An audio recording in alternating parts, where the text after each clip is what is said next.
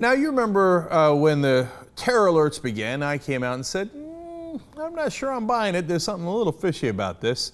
Not that the information they have isn't real. Yes, Al-Qaeda is trying to get us at all times. I'm sure the head of Al-Qaeda, Ayman al-Zawahiri, did communicate with the head of Al-Qaeda in the Arabian Peninsula, their most dangerous affiliate, as they call them, in the press.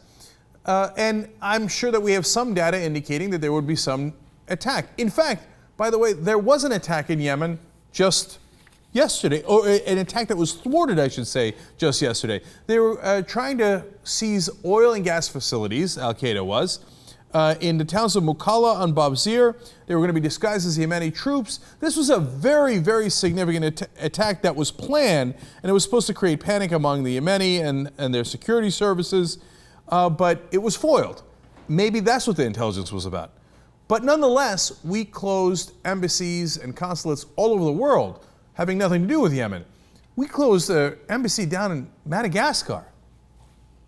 Madagascar. So now, I wasn't the only one that was befuddled by all of this. It turns out McClatchy newspapers talked to a series of foreign policy experts and terrorism and counterterrorism experts, and they were just as surprised as we were. They thought, well, maybe there's some chance that there's some connection here between Madagascar and Yemen. On the other hand, they didn't close the most important embassies, Iraq, Afghanistan, and Pakistan. If you were really convinced that all these embassies were in danger, wouldn't you close those first? They're most in the line of fire rather than going all the way down to Madagascar. And, obviously 18 others. So here's what they had to say. Aaron Zellin, who's at the Washington Institute for Near East Policy, said about the embassy closings, quote, "It's not completely random, but most people are like, what?" I like when a foreign policy expert says, what? So he seems a little puzzled by how they pick these different embassies. And then he went on to say, look, we just showed our hand. So now they're obviously going to change their position on when and where they might attack. That's also what I was saying throughout the week.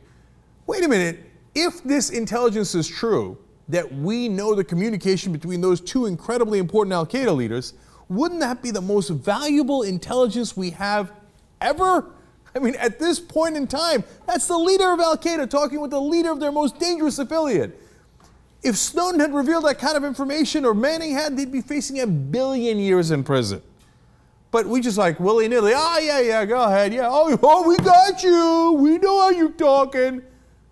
I mean, if that's true that we know that, why did you reveal it? And I'm not the only one who thinks that. These top experts are all saying the same thing.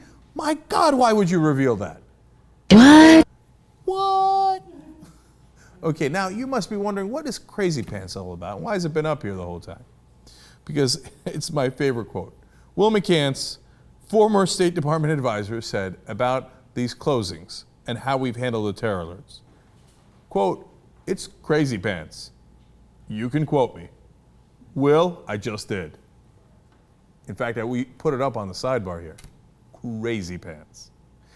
In other words, yeah, could it have something to do with the fact that we might want to distract from all the criticism the NSA is getting for domestic spying with a very convenient terror alert?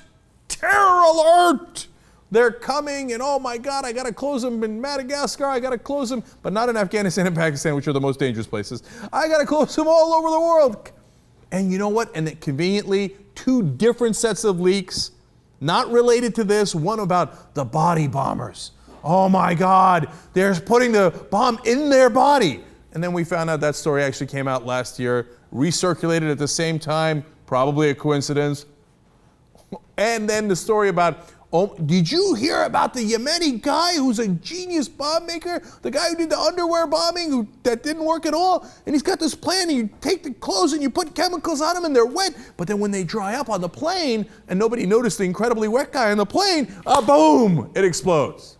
You see, that part of it would literally be crazy pants. Okay, no. There's a ton of propaganda here. And you turn on your TV and nobody's questioning it. You go to any of the networks, any of the cable news guys, and it is total histrionics about marching guys in the desert and RPGs and tanks and weird Muslim sounds in the background, etc. And it seems like, my God, the attack is imminent. We have to get the intelligence. NSA, go ahead and spy on us in Kansas and in Missouri. Wait, the threat was in Yemen? Why do they have to spy on us in Kansas and Missouri? Anyway, let the government do whatever they have to. I'm scared. Well, you know what I say? I say that's crazy pants.